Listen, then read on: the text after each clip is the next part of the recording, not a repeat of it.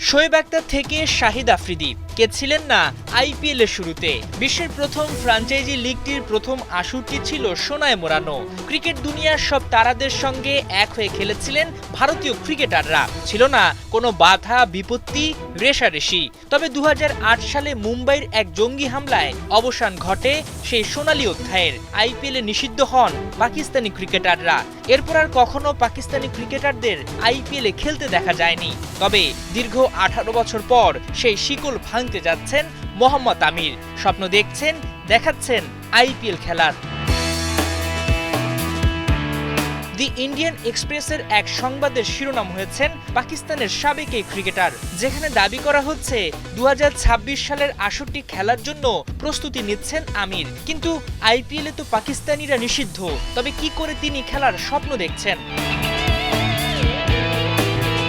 এখানে বেশ কৌশলী সাবেক এই ক্রিকেটার।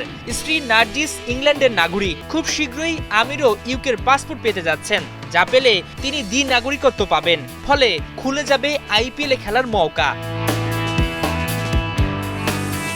যদিও এই প্রসেসটি বেশ লম্বা এবং আদৌ ভারতীয় ক্রিকেট বোর্ড আমিরকে সে সুযোগ দিবে কিনা সেটাই বড় প্রশ্ন।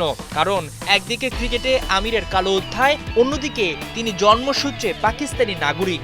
যদিও আমির আশায় বুক বাঁধতে পারেন অন্য একটা দিকে তাকিয়ে, কারণ পাকিস্তানের অনেক কিংবদন্তিদের দেখা যায় আইপিএলে কোচিং কিংবা ধারাভাষ্য দিতে।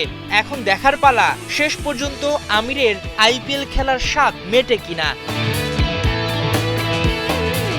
মাহমুদুল হাসান সজীব, ৭১।